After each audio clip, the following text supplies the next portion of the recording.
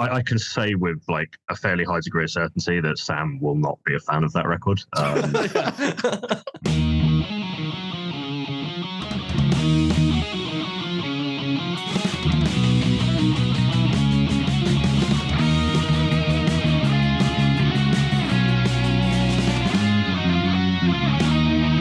Hello, and welcome to Maiden Voyages, a podcast where we chronicle the peerless discography of the world's greatest heavy metal band, Iron Maiden. Well, usually. We're doing something a little bit different this episode, and hopefully some future episodes where we're going to talk to other musicians about their music. We'll still talk a lot about Iron Maiden, obviously, otherwise it wouldn't make any sense, but hopefully this gives us a chance to look at Iron Maiden in a slightly different way than usual. So, let's get into it. As ever, I'm Sam, a writer of sorts. I'm Bledd, an historian of sorts. And we are joined by a musician of sorts, Graeme Farmer from Seven Sisters. Graeme, tell us a little about yourself. Thanks for having me on. First and foremost, as Sam said, I play guitar in a band called Seven Sisters. We are from London. We play sort of twin guitar, old school heavy metal, much like another band we all know and love. And yeah, I've been doing that for over 10 years now. So yeah, been a little while.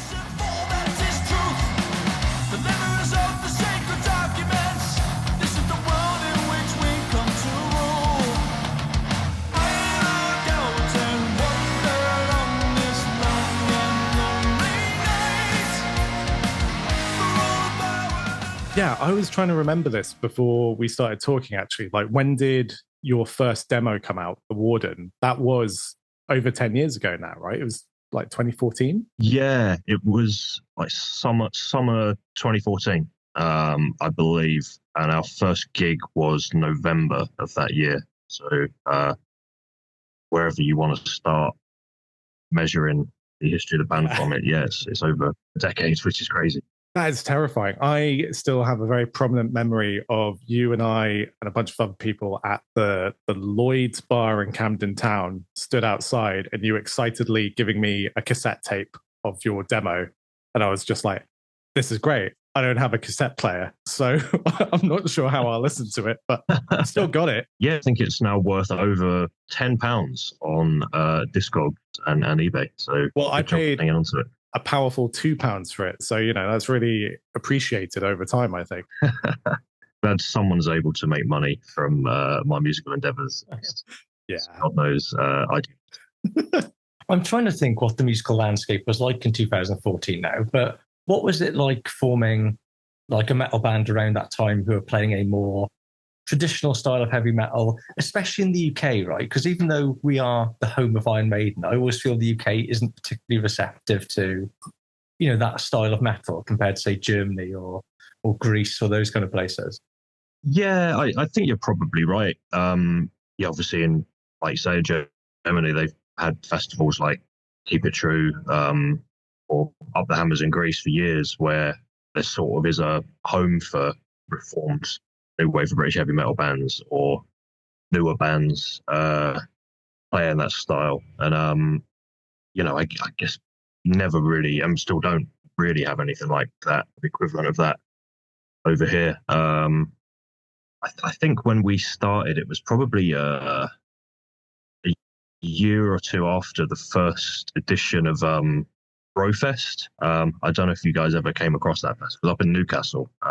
I know of it, but I've never been. Yeah, it was like a sort of semi-serious festival, you know, in Newcastle, where a lot of that, you know, those kind of old school bands in the 80s came from. And it was sort of getting some of the more obscure acts from that era to kind of, you know, reform and play their first show for 35 years or something daft, and you know, be sort of supported by newer, younger bands playing that style. So I think it was around that time that we started, and there were a few other bands in the UK, you know, like Dark Forest, Eliminator, Amulet, Toledo Steel. That was pretty much it, though. It was, yeah, there were like kind of 4 or 5 of us. We were all mates. We all knew each other. And yeah, that it was, you know, there was an audience for it, but yeah, very, very underground, even more so than, you know, Germany, Greece, Sweden, places like that. it's a really interesting sort of context, right? You've got all these, I guess, retired bands reforming, and then you guys are coming along playing a similar style of metal that's very much within the same sort of pocket as them. Like, how did it feel? I mean, did it feel a bit weird just kind of being surrounded by these impressive legacy acts and you're kind of there as a new band being like, hey, we're playing a similar style to you and we're much, much younger, so deal with it. Yeah. Yeah, I suppose I don't know personally if I ever saw it like that. You know, I've always been into some of the more obscure new wave of British heavy metal bands. Yeah. You know, bands that, you know, some of them they might have recorded like a 7-inch single in 1982 and that's it. And kind of decades later, people started sharing it on YouTube and things, and there was a renewed interest which led to them. So I don't know if any of those bands ever saw themselves as like serious bands. They were just kind of, you know, probably as surprised as anyone that there was an audience, however small and underground, who wanted to hear their stuff. And at the same time, when we started out, I don't think we certainly didn't think we'd be here 10 years later. It was very much, you know, we own guitars, we like old school metal. Shall we just write some songs in that style and, you know, stick it on YouTube and see if anyone likes it? So I don't think us or them were sort of taking it too seriously. Back then, we were just kind of along for the ride, happy to be there. And it, you know, sort of, as you say, they were old enough to be our dads, but we were kind of all in the same boat. Like in some cases, we had more recorded songs than these 40-year-old bands did. So yeah, it was a bit strange, but it was always a nice vibe at those things. Like no one sort of took it too seriously. Everyone was just there to, you know, drink some beer, listen to some obscure stuff from 1982 and have a nice time. And I don't think there was much more thought went into it than that, to be honest. Sounds like a pretty winning combination to me. This question is basically an excuse for you to name drop, but who are some of the sort of bands you've played alongside or appeared in festivals with that have like most impressed you, or you've been most, I don't know, starstruck by, or gone, oh wow, I can't believe I'm playing with that band type moments? Yeah, there's been a few. We've played with Satan a few times, who were probably like one of my favorite, still are, you know, sort of British metal bands from the 80s. I remember being like absolutely chuffed when they reformed and not only like released new music, it was actually good. It was almost like they'd just followed up where they left off in the 80s. Doesn't always go that way with some of these bands, like sort of Angel Witch being the one that springs to mind. I'm trying to think who else. You and I have spoken a lot over the years about how great a guitarist Steve Ramsey from Satan / Skyclad is. Yeah, I mean, it's not just him. I'm a huge fan of Ross Tippins from Satan as well. I think they're two, you know, unbelievable players. And they kind of have that thing that I think all good two guitar bands do, where the two guys are kind of distinct enough that you can tell who's who, but then they work well together. Yeah, you get that with Maiden. You hear an Adrian solo, a Dave solo, you know who it is straight away. But then when they play together, it still works within the same song. It's, you know, not every band pulls that off, I think, but Satan certainly always did. Yeah, absolutely. Yeah, I'm trying to think of like we have played with or at least been on the same bill at festivals. Like, you know, I suppose technically we've played with Blind Guardian, but in that, you know, we were on at midday and they were on at 10 p.m. at night. I don't think we. I count it. I count it, even though you know, we never met them, we didn't see them backstage. But you were on the same poster. That's the important thing. Yeah, one of us in slightly larger font than the other. But, yeah, it counts, as you say. I think weirdly we've also played with both Queensryche and Jeff Tate's Operation Mindcrime.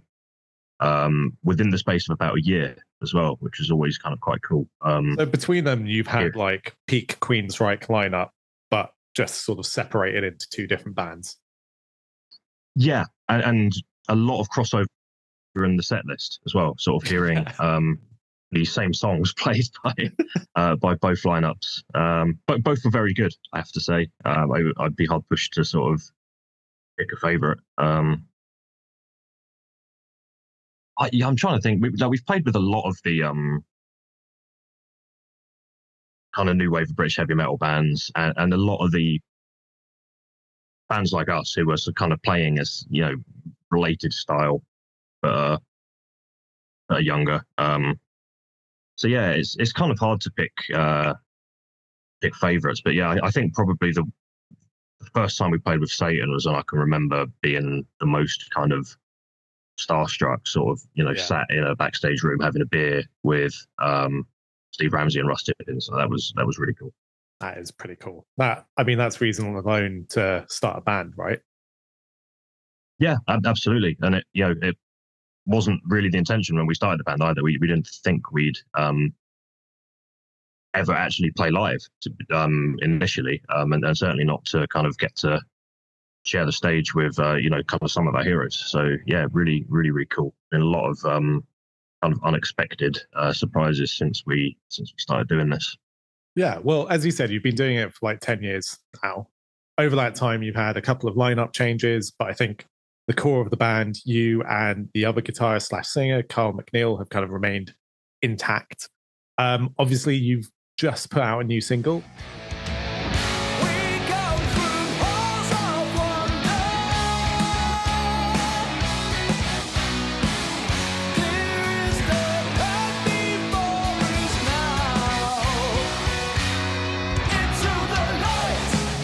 And you've got a new album coming out. What can you tell us about that?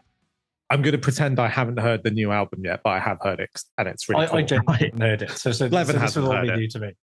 But yeah, like I say, we have a new album coming out on the 28th of March, I think. I don't know when this will be coming out, so it's about 2 months from the time of recording. So yeah, like Sam says, we put the first single out a few weeks ago, and it's available for pre-order and stuff like that. It's called Shadow of the Fallen Star Part 2, which, as the name may suggest, is a sort of follow-up to our previous album from about 3.5, 4 years ago, which was Shadow of the Fallen Star Part 1. As you may be able to guess, we are we quite like Halloween and the Keeper of the Seven Keys albums. You're in good company there. Yeah, I thought I might be. So yeah, it's a sort of I guess a concept album. All of our full-length records have been in one way or another.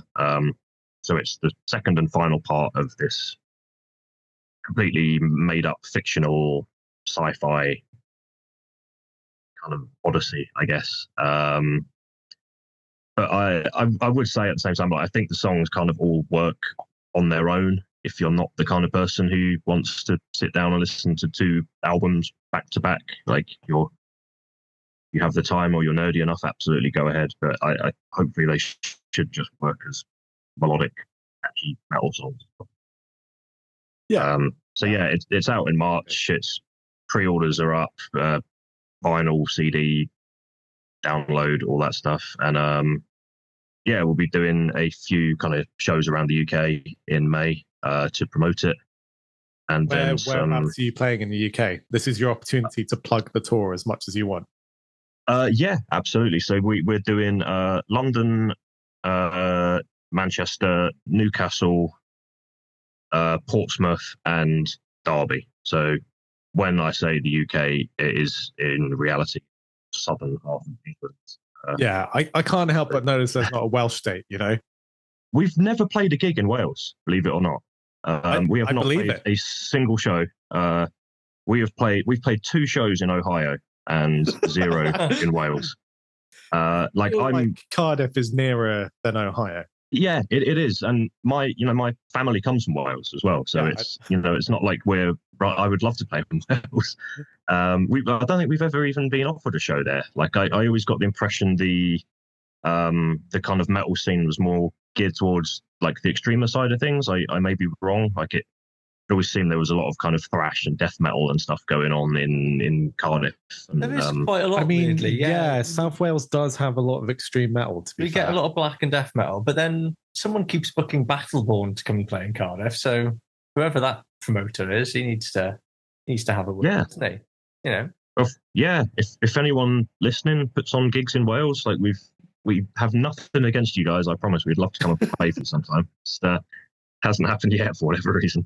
It would just be a lot more convenient for me. I can't keep coming down to London for gigs anymore. So yeah, it's expensive, man. You have kids, you have a cat, like exactly. Sometimes it's nice to sleep in your own bed after a rock and roll show, isn't it? Like, yeah, exactly. Okay, cool. So with Shadow of the Fallen Star Part 2, like you said, it's a concept album, it's a sequel to the previous album. I guess basically I sort of re-listened to all your records over the last week. I think there's quite an interesting progression in terms of the songwriting style and the changes to your music. Like it's still within the melodic metal kind of sphere, but I think in my opinion you guys get more progressive and a bit more intricate and a bit more complex as things get further along. But I wanted to kind of get your view on it, like what led to those shifts, what led to those changes in the music over time from a sort of more traditional Nwabum informed band with the first album to, I don't know, like space opera melodic metal that it is now. Yeah, I think you're right. Like first of all, we absolutely have got I guess more into that kind of progressive power metal kind of thing. Whereas when we started, it was very much, we really like Iron Maiden. Let's write some stuff that sounds a bit like that. And it's been kind of conscious, I guess, in a way, in that not kind of wanting to repeat ourselves. I'm sure every band probably starts out with the intention of, we want every record to be better than the one before. And I suppose it gets harder and harder to do that once you've sort of used up the kind of lower hanging fruit of your imagine. Like, I'm sure Metallica up to a point had that same attitude, before Load and Reload and things like that came along. Are you telling us the next Seven Sisters record after this is going to be like a Load, Reload reinvention of the band? I really hope not. I mean, if we're following the Metallica blueprint, like if we were following the Metallica blueprint, we have Shadow 2 will be our fourth album. So by that logic, the next one will be the Black Album and will become a huge commercial success. So I would be completely okay with that. Yeah. And then just stop there. Like end on that positive. And just pretend. Nothing. Metallica was the last record they ever did, isn't it? So yeah, I think it's like a kind of conscious thing of just not wanting to repeat ourselves and trying to kind of top what we did before. Yeah. And just, I guess, like just becoming kind of more confident as musicians and songwriters as time's gone by. Like we started off, it was very much kind of 4.5 minutes, triplet riffs, twin lead, guitar solo, repeat kind of thing. And then, let's try doing a 6 or 7 minute song. And, that worked really well. Let's try, let's do a 15-minute song. Let's do it, and it sort of ends up where we are now with a 20-minute song on the B side of this new album, which I'm absolutely dreading having to play live for the record. It's good luck with that. Yeah, I think there's a reason that we're not doing any gigs until like 2 months after the album comes out, just to like relearn the song. Yeah, just to practice it and remember it. And yeah, I guess as well, part of it was, like I say, we weren't really trying to be like a serious band or really like even like release music and gig when we started out. It was very much, let's write songs in the style of bands we like. But then we sort of realized after a point that like Maiden and Priest already exists. Like if you're into that kind of stuff, you can just listen to Maiden and Priest. Like we're not going to be better than those guys at that. So I guess just trying to incorporate more influences and do something that isn't kind of completely derivative. I wouldn't claim for a second that we're like a completely original band or anything like that. I think it's very obvious, like the kind of stuff that we like. But at the same time, I don't know if I've ever kind of heard another band who sounds exactly like us either. So yeah, it's just sort of trying to find our own kind of niche, I guess, in a way. Yeah, well, it sounds like over a period of 4 to 5 albums, you've more so found your own voice, right? And like that, I mean, everything under the sun is a remix of everything that existed before, but by pulling in more influences and just trying to innovate within your own sort of pocket, you're finding this unique little spot for yourselves. And I think it's paying off. That's my view. Oh, thank you. That means a lot. I mean, it might not be like financially paying off, but spiritually and like creatively. Yeah, I think if you were trying to make millions of pounds out of your music, you wouldn't play you probably wouldn't play metal, and you certainly wouldn't play like 35, 40-year-old metal that hasn't been cool since before we were born. So well, speaking of 35-year-old, 40-year-old metal that hasn't been cool since before we were born, let's talk about Maiden. Lovely segue, Sam. Lovely segue. So excellent transition. Well, look, we've spent like several years doing a segue. Podcast talking about a band that quite fairly like has existed before any of the three of us were born. So pretty conscious. We're talking about a lot of old stuff, but it's good stuff.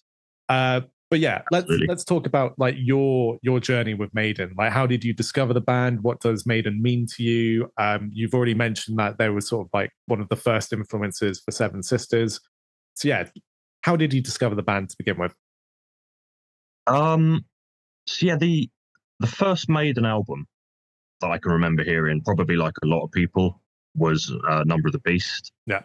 And this would have been, much like you went back and listened to our stuff before this, I've been listening to the sort of first few episodes of the podcast as well. So I think probably like from what I can remember, this would have been a similar time to when you guys got into Maiden too. So I think it was kind of sometime in between Brave New World and Dance of Death. Yeah. In that I can remember like getting Dance of Death like on the day of release. Whereas like Brave New World, I wasn't into Maiden at that time. But shortly after, just like, oh, they did an album fairly recently. Let's check that out too. And I think it was probably a combination of like kids at school when we would all like talk about music and lend each other CDs or burn CDRs and stuff like that. And I'm not sure what came first, but I can also vividly remember hearing Number of the Beast in, I think, the Tony Hawk's 4 soundtrack, and also 2 Minutes to Midnight in GTA Vice City.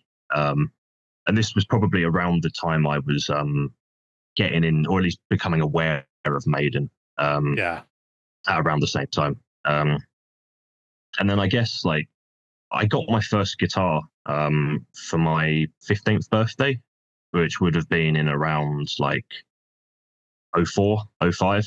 And it was kind of quickly after that I became like a fully fledged metalhead, like for lack of a better word. It was just like that was the kind of music I wanted to learn to play on this guitar because it sounded fun.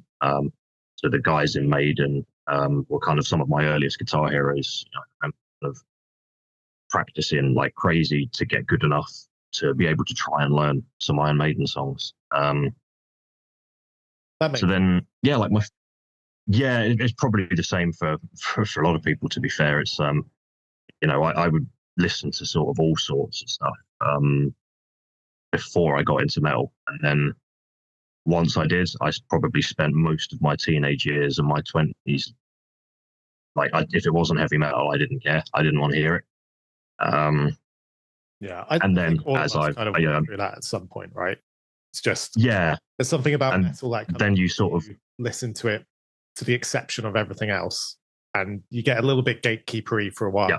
and then you realize, oh, actually, absolutely. listen to something else.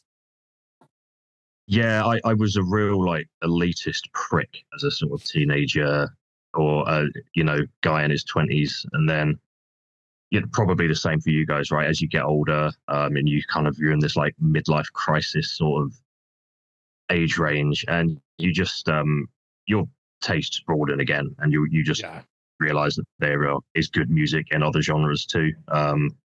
Like I still love heavy metal, I still love Maiden. I'm completely okay with listening to like a Johnny Cash record now or Bruce Springsteen or something like it. The underground power metal from Northern Europe. Yeah, very something like that. Yeah, because I think, to be honest, like a lot of the like metal that I was into in my teens and 20s wasn't that great. I just thought it was because it was metal, and I didn't want to listen to anything else. There's something really interesting in that like I think when everything is new to you, you're so much more, you feel it so much more strongly. So like, yeah, if you're hearing some middling metal for the first time and that has an impact on you, that's kind of gonna become a core memory but you'll go back to it like 15, 20 years later and be like, oh, actually, I've heard so much better stuff than this in the long run. This is all for me justifying a love of Freedom Call, who yes, they were one of the bands that I got very into. I can remember having a phase of probably a year or so when I almost listened to nothing but Hammerfall. And Hammerfall is fine. Hammerfall were exactly the band that came into my mind as well. I was like, I own a lot of Hammerfall CDs still. Yeah, me too. And there is some good stuff on them. Of course. But it's compared to your Iron Maiden, your Halloween, it's nothing compared to that, right? It's fun, it's fine, but it's very kind of twee and derivative at the same time. And although I think me and Sam have already had this argument on the podcast. Did we do the podcast when you gave Renegade by Hammerfall a 7 out of 10? Yeah, and I think that Renegade is good, better than Killers. I listened to that episode a couple of days ago. I maintain like it's a different ranking context, right?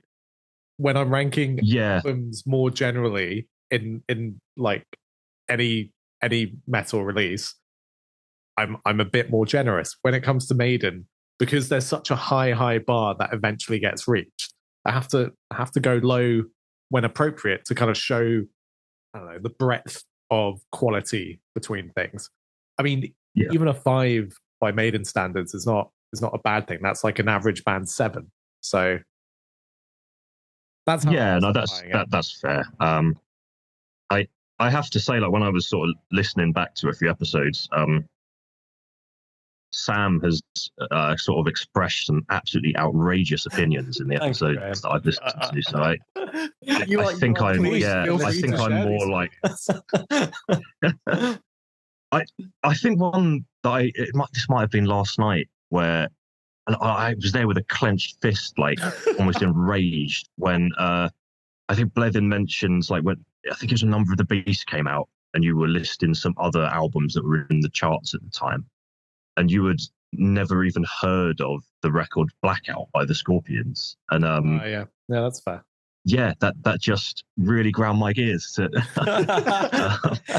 Scorpions have always been a bit of a blind spot for me for some reason. Like sometimes we all have them. We all have them, to be fair. But yeah, I think I might be more the kind of Maiden fan that Bledd is. Very kind of dedicated, obsessed into the detail. I enjoy all the nerdy history stuff you guys do for the records. Like, I want to know everything about Maiden and listen to all the B-sides and the bootleg live recordings and stuff. Like, I really, really like Maiden. Yeah. When did you first see Maiden live then, Graeme? So it was, I think I'm fairly sure it was definitely on the Dance of Death tour in London. I think it was at Earl's Court. I would have to look. Yeah. And And then I think the second time I saw them was definitely in Earls Court. That was on the Matter of Life and Death tour. I think both of those gigs were at the same venue. And then I didn't see them after that until the Somewhere Back in Time tour. Which is I did the Twickenham show in London, and then I saw them at Wacken in Germany in 2008. I saw those exact same two shows in that tour. Really? Yeah, amazing. I saw them twice that tour. Yeah, that Twickenham show was amazing in particular. Like that was. Yeah, that was brilliant. Incredible. Yeah, and then I think since then, like that tour with the kind of old school set list thing that they have been doing periodically ever since. That was on. I'm like, I need to go to multiple shows per tour when they do something like that. When they're playing the whole of the newer album, I'm less interested. I think that's a sensible approach. Yeah, and I think particularly the last few years when we get to the point where, like, I don't know how much longer Maiden are going to be a live band. Yeah, obviously, like Nico's hung up the sticks fairly recently. I do get the sense they might be trying to kind of wind this down. So I want to see Maiden as many times as I can before I'm not able to do it anymore. Because I don't think I'm ever going to sit back and regret. You know what? I think I went to too many Iron Maiden shows on your deathbed. Maybe if I was gone to like 2 fewer shows, that would have been a use of my time. Yeah, absolutely. I have a lot of regrets. I made a lot of mistakes, but I don't think going to a couple more Maiden shows is going to be one of them. So, just make the most of it. Yeah. Well, I mean, on that note, you mentioned before we started recording that you're going to go into the Run for Your Lives tour. I mean, all of us going. We'll see you at the London Stadium gig. But how many other shows on that tour are you going to? It's 4 at the minute. So the London show, as you said, and then I'm doing Helsinki and the 2 nights in Stockholm. That's kind of like a long weekend, so that worked out quite well. Like not having to take too much time off work. It's like I think back-to-back nights in Stockholm, and then 2 days later they play the stadium in Helsinki. So that was kind of too good a opportunity to pass up. I'm still considering possibly looking at maybe some German shows, but it's probably going to depend on our own touring schedule as well. Like I can only take so much time off work to go to Maiden because I need to take other time off work to go to my own shows. Yeah. I mean, it's probably a real dilemma. Yeah. These are good problems to have, but it would probably be, band ending if you didn't show up for a show because you had gone to see Iron Maiden. Yeah, probably. I mean, the Scandi shows, Sam, our drummer's coming with me, so at least there'd be 2 of us missing in action if that was an issue.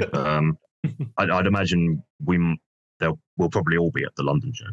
Yeah. And it is in, the tour's in the summer as well, which is kind of prime festival touring time. So I would like to add some more shows to the itinerary, but we'll see. Like, how about you guys? Are you just doing London, or are you going to try and get to some others as well?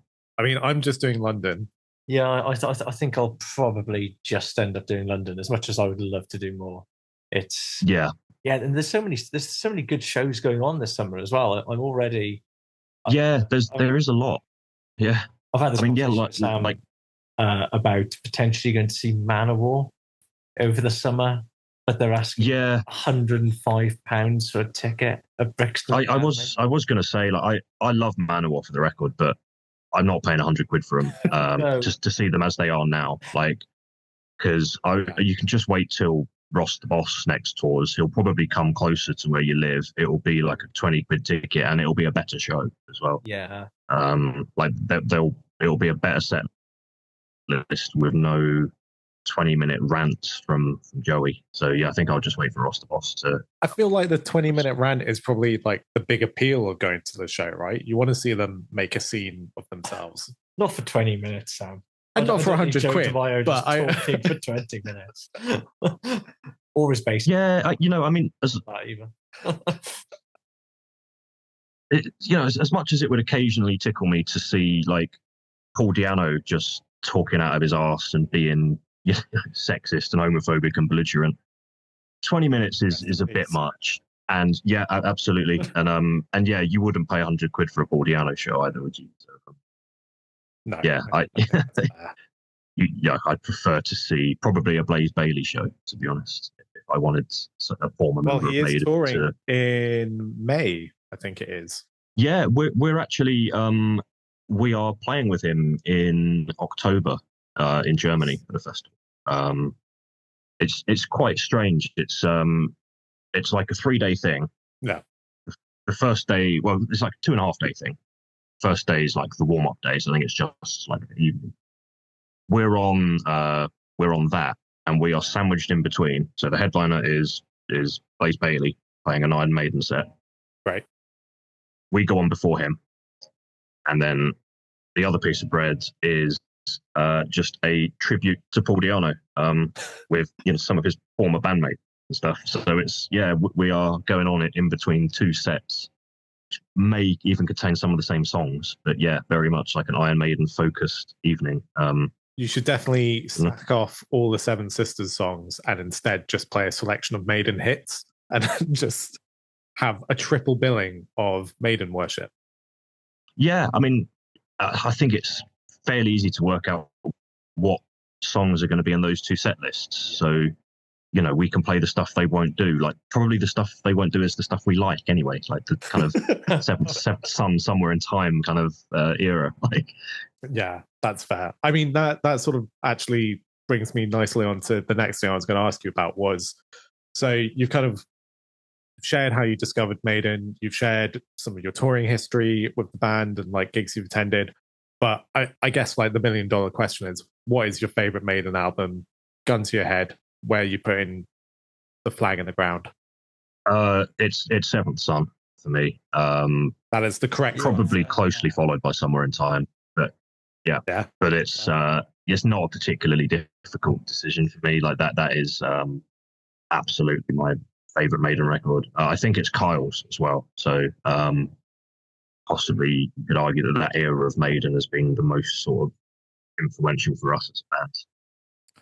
Yeah, and actually, now that you say that, thinking about what we were talking about earlier about Seven Sisters' progression in terms of songwriting over the years, it does sort of mirror the Maiden approach of like getting increasingly more complex arrangements and more progressive. And yeah, I mean, it makes sense that you're Seventh Son fans listening to like the sort of spacey synths and stuff you've got on the Shadow of the Fallen Star records. So yeah, that tracks.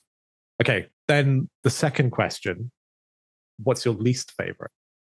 That's a much harder question. Yeah, and to be fair, I didn't prep you in advance on that one.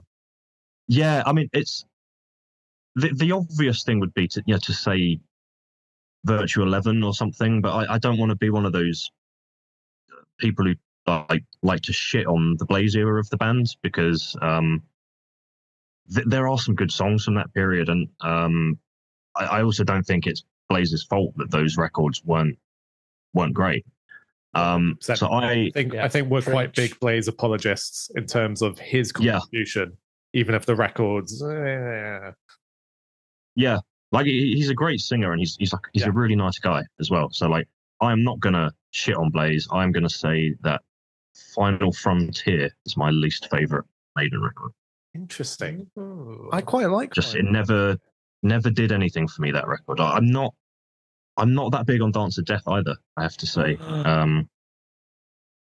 Sorry if that offends. What are your thoughts on Senjutsu, Graeme? I must admit, I forgot that was an option for least favorite Maiden album. That's the problem. Seem to have like blanked that one out. It's I mean, it's like a lot of the I guess I had similar thoughts about the Book of Souls as well, like to a lesser extent, where like there's good bits on there. It probably could have been an okay album. It didn't need to be a double album. There's so many songs that are 7-8 minutes long that should have been 3 or 4. It very much feels like I have no problem with long songs for the record. Like say like my band are as guilty with that as anybody, but it's when you're writing a long song for the sake of it, when there's no variation or progression, you just end up repeating the chorus endlessly to get to 7 minutes or 8 minutes when you don't need to. And there's a lot of that on the Book of Souls and Senjutsu, I think. So I think those could have been like good albums if you just got rid of the filler and condensed it down to like 55, 60 minutes. Like, they wouldn't have been classics, but like I think they would have been a lot more enjoyable than they are. So I have to be honest, like I'm probably not familiar enough with like Senjutsu to completely shit on it either, because I got it the day it came out. I honestly think I only listened to it once and didn't really like it and haven't put it on since. Yeah. I mean, I guess I've definitely only listened to it. Tells you enough in a way. Yeah, exactly. Yeah. I've only listened to it twice. And I mean, even listening to it once is like 2 hours of your life. Yeah, I had to carve out quite a lot of time to do that. Yeah. Eventually, we're busy guys. Like we have jobs and things. Like we don't have exactly. If I'm listening to Maiden for 2 hours, I'll just listen to Seventh Son like 3 times. I'll enjoy it. Maybe like a sandwich of Seventh Son, Somewhere in Time, Seventh Son, like that. I like it. Yeah, that seems reasonable to me. I mean, I will have to listen to Senjutsu multiple times, I guess, when we cover it on the podcast. But hopefully that's a long way away. We haven't got. I think you're kind of getting to the shitty end of the stick now with the chronological order, aren't you? Like, you did Brave New World like we've just recently, which World. So yeah, for me that's like. Yeah, I think Brave New World is the last like genuinely great Maiden record, in my opinion. I think there's definitely been bits that I've liked since then, but I think that was the last kind of like entire album that I like from start to finish. No, I mean, everyone will hear when we do an episode on it, but I'm quite keen on Dance of Death. I think there's a lot of good in there, but I think similar to what you're saying about Book of Souls and Jitsu, and I think, to be honest, it applies to everything from X Factor onwards, is that the songs are too long without interesting enough arrangements and variation to actually justify the length. And that seems to just get worse and worse and worse. Yeah, absolutely. Like, Rime of the Ancient Mariner, that needs to be as long as it is, because there's a lot of ideas to pack in there. But a lot of the more recent stuff does not. Sam disagrees, by the way. Not entirely. Well, I like Rime of the Ancient Mariner. I just prefer some of the other songs. Okay. There's just that. Another 7 out of 10, not as good as Renegade by Hammerfall.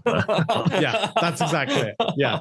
The worst thing about this is I'm being made out as some kind of Hammerfall fan, which, to be honest, I think they're fine.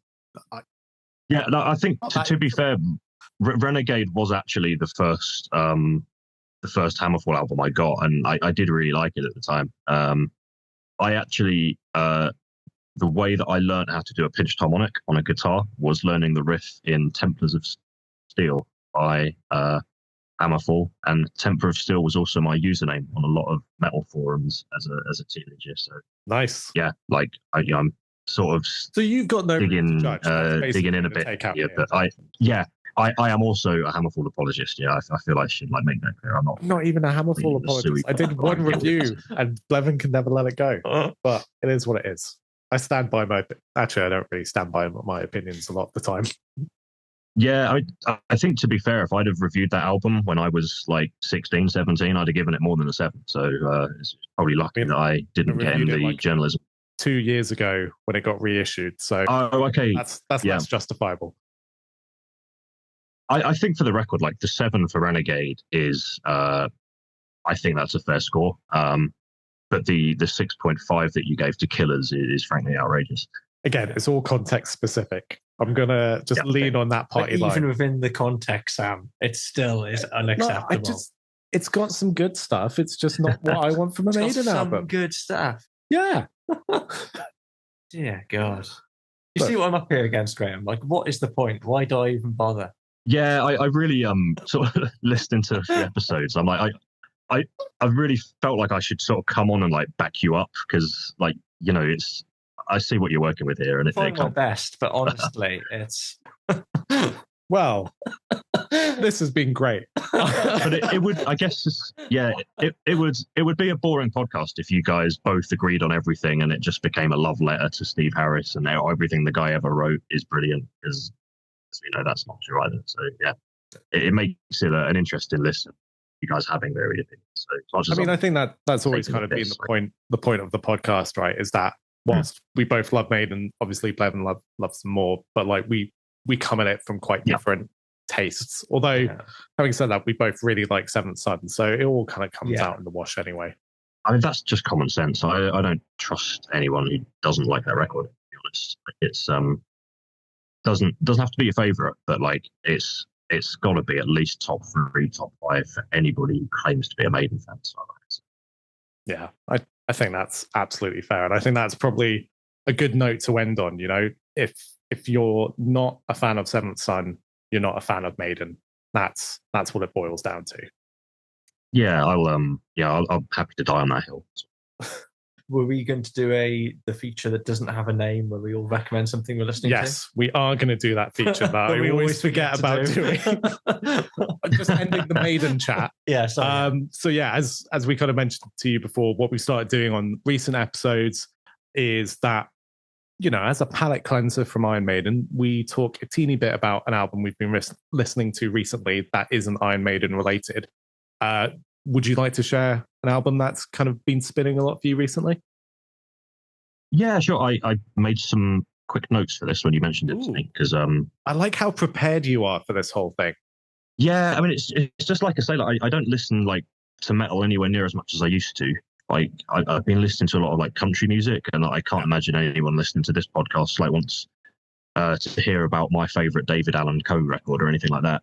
So I've sort of been just thinking about like metal. Make them listen to it. They're here now. You've got a captive audience. Yeah. So I think like the kind of 3 albums that are like metal related I've been spinning the most last few weeks are the Halloween Live at Budokan album that came out recently. It's like a very good live album with the Pumpkins reunited lineup. Great set list. Michael Kiske still, for my money, so good. My favorite heavy metal singer. Sorry, Bruce. And then I've been listening to the other sort of bands who I'm mates with, to be fair, like we've gigged with and stuff. But been listening to like a band called The Night Eternal from Germany. Most recent album, it's called Fatale. Really good. Kind of. I've always described them as like in solitude if they weren't shit, if that makes sense. It's very much that kind of style, just executed better and far more interesting. And then also my friends from Sweden, a band called Century, have literally last week brought out a record called Sign of the Storm. Just very good, kind of old school Swedish heavy metal, which I always liked that style as well. I think it's quite distinct. Yeah. Metal. You know, if you're into bands like sort of Heavy Load, Gotham City, that kind of these guys very much same cloth. So yeah, I think it literally came out last Friday, so it's like brand new. But I'm really digging it so far. Cool. I mean, that's a really cool selection of stuff. It also reminds me I still need to properly check out The Night Eternal, because I saw them. Well, I think with you opening for Blind Guardian last year. Of course, yeah. And they were amazing. They were really good. Yeah, they're really good. Like, you'll believe it or not, that was their first ever UK show, like at the Kentish Town Forum, opening for Blind Guardian. So, like, it's really, really pleased to see them sort of getting a bit of exposure and a bit of traction, because, you know, A, they're a very good band, and B, they're really nice guys. So it's kind of nice to see the good guys win in the music industry. Yeah, fair dues. Blevin, what have you been listening to this week? I've actually, the last couple of weeks, their name has been on my radar for quite some time. A band from Germany called Ahab, who are, I think they call themselves a funereal doom metal band. Are they really into Moby Dick? They're really, well, yeah, and the sea in general. Okay. But specifically bad things that happen at sea. Sure. Shipwrecks, cannibalism, giant squids. Yeah, okay. But all set to like the same... Very Rime of the Ancient Mariner kind of things going on. Yeah, but then all set to the soundtrack of just punishingly slow doom. But with some quite ethereal melodic parts, and there's like a the vocalist goes from like a sort of guttural death metal growl to this sort of almost Gregorian chant.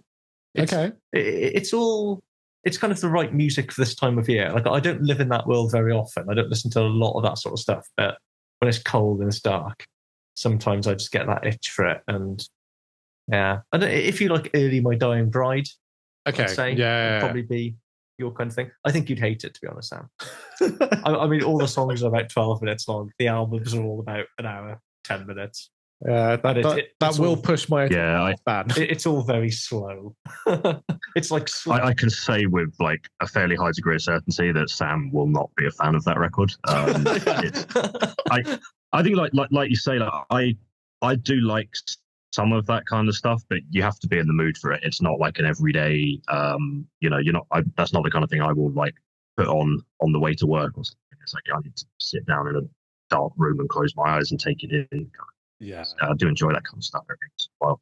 Yeah, it is very much like a once every year or two. I just get that. But like, I don't know, since I've discovered Ahab, I'm a bit like, I'm just going to just really listen to loads of Ahab. That's going to be my January thing. Fair dues. What about you then, Sam? What are you listening to?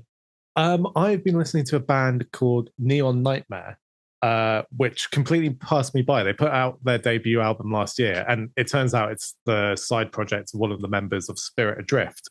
But they put out this album, Faded Dream, and it is 100%, almost to the point of plagiarism, typo negative worship. And it is brilliant. But yeah, I don't know how I missed it. A friend of mine recommended it to me last week, and it's the closest thing you're going to get to a typo negative album in 2025. Really excellent, slow, crushing riffs, lots of sort of mopey, low vocals and synths everywhere. It's brilliant. That sounds a bit different, yeah. That sounds like an interesting record, and I might check it out because I like Spirit Adrift. Yeah, I think it's the guitarist / singer of Spirit Adrift. I can't remember. Right, yeah. We actually played with them once years ago as well. So yeah, and yeah, I quite like Typo Negative. So yeah, I might give it a both of us are massive Typo fans here. Highly recommend it. Well, cool. Well, thank you so much for joining us, Graeme. Thank you for telling us about Seven Sisters, about Maiden. Your new album is out 28th of March. Is that right? Yes. Yeah, that's right. Well, yeah, anyone listening, I mean, to be honest, if you like Maiden, you're probably going to get on very well with Seven Sisters if you don't know them already. So definitely check them out. But yeah, thanks so much for your time, Graeme.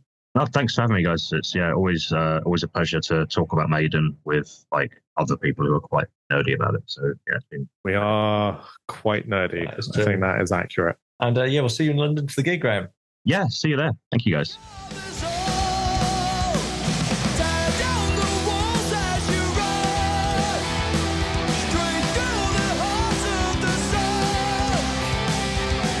So, a massive thank you to Graeme for being our Maiden Voyage interview on the podcast. As ever, if you want to keep in touch with us between episodes, you can find us on Blue Sky at maidenpod.bsky.social. You can drop us an email on maidenvoyagerspod@gmail.com. That is the correct address for once. In the next episode, we'll go back to talking about one of the albums, but hopefully in the future we'll be able to sprinkle in a few more of these interviews with die-hard Maiden fans who happen to make their own music as well. We'll catch you next time. Bye!